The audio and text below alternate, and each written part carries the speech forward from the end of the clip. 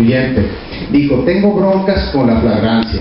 La flagrancia era un dolor de cabeza, porque la flagrancia, por bribones también nosotros, el legislador, ya íbamos en 72 horas. O sea, imagínense una flagrancia en 72 horas, que me vengan a decir lo que sea, pero flagrancia no es. Porque flagrancia técnicamente es atrapar a la persona en el momento de la comisión del delito, y luego hay flagrancia, la persecución de la prueba, y la flagrancia, cuasiflagrancia, etcétera. Flagrancia de la persecución y de la prueba directa. Entonces se acota la flagrancia y se dice, oye, ya no nos vamos a enredar. Vamos a definir la flagrancia como la detención al momento de la comisión del delito o inmediatamente después. Les voy a platicar adelante que en el proyecto de reformas al nuevo Código de Procedimientos Penales de Jalisco, otra vez el legislador aferrado dice, bueno, voy a entender por inmediato que va a ser dentro de las 24 horas siguientes. O sea, aferrado de ponerle un término para poder tener más elementos de detención en flagrancia. Eso va a ser inconstitucional, obviamente, si pasa así. Pero ¿a dónde voy? También tiene un problema con la delincuencia organizada. Y si ya no me voy a enredar, y voy a definir la delincuencia organizada. O sea, está pensando con lógica. Sí, Sergio García Ramírez dice, la Constitución no es un lugar para definir cuestiones procesales y cuestiones de leyes secundarias, porque si no haríamos un código gigante. Pero sí hay que definir lo que la experiencia nos ha demostrado que tenemos que definir, y con total acierto dice, ya me tiene hasta el gorro el tema de la flagrancia, ya basta, ahí estuvo, pongo el concepto, pero también ya me tiene harto el tema de la delincuencia organizada, y puso su concepto. Pero ¿qué pasó con el hecho delictivo? Le faltó ese detallito nomás. O sea, hubiera puesto también el concepto en cuestión y hubiéramos tenido uniformidad de criterios en todo México, todo en aras del combate a la delincuencia y obviamente la seguridad pública y de justicia al imputado.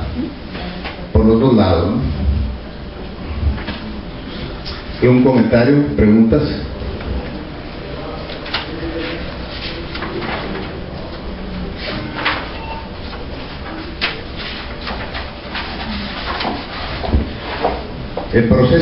El proceso acusatorio, sí, brevemente, y ahorita volvemos con él para el efecto de irlo entendiendo. En realidad la Constitución nomás habla de una fase de investigación, habla de un auto de vinculación al proceso y habla de un juicio oral. Armar un esquema de procedimientos penales, del proceso penal, con los elementos que nos da la reforma constitucional, está en chino. Sin embargo, yo he querido adaptar este esquema de proceso penal al nuevo Código de Procedimientos Penales de Jalisco, que ya lo aprobó, como les decía, la Comisión de Justicia, y está por aprobarlo en pleno. Más bien, estoy, como dirían algunos amigos, tropicalizando el esquema jurídico para centrarme un poco a lo que vamos a tener.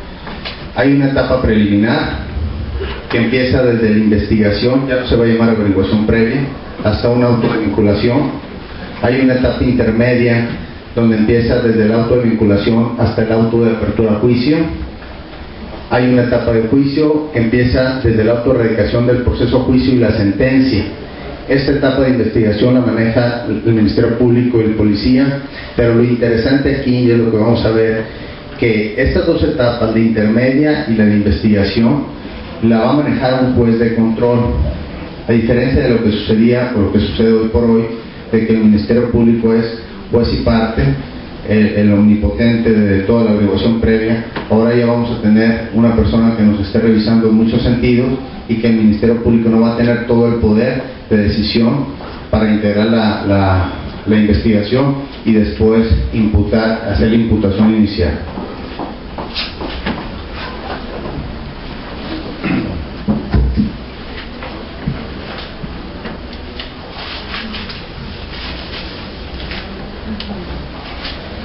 La prisión preventiva es uno de los temas más importantes de la reforma. Se vuelve la excepción. Cuando se cambió el tema de las fórmulas de la libertad provisional bajo caución, que fue, creo que en el 93, antes tenía la fórmula del término medio aritmético entre la pena mínima y la máxima, para el efecto de que cuando nos dieran la mitad, saber si estábamos en presencia del beneficio de la libertad provisional o vocación. Lo que quiso el constituyente al reformar la fracción primera del artículo 20 constitucional fue que la prisión preventiva se volviera la excepción, y que el legislador secundario de manera excepcional pusiera los delitos graves para el efecto que esos fueran los únicos que no alcanzaran libertad provisional o vocación. ¿Pero qué pasó? Pues la verdad la lista es más larga que la lista que hace mi vieja cuando ve el mandado. Pues, todos los delitos son graves, o sea, por excepción tenemos delitos no graves, y además casi todos los delitos contienen el tema de la prisión preventiva. ¿Qué quiso decir el constituyente con esta reforma?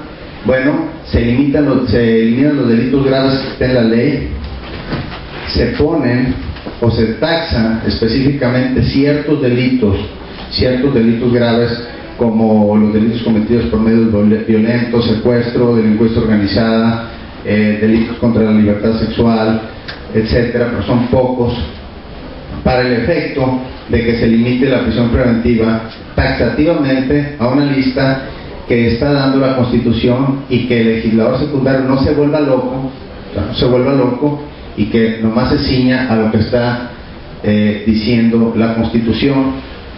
Ahorita vamos a ver un tema que no me gustó, pero primero quiero decirles que hay dos formas de establecer la prisión preventiva, y aquí viene la trampa.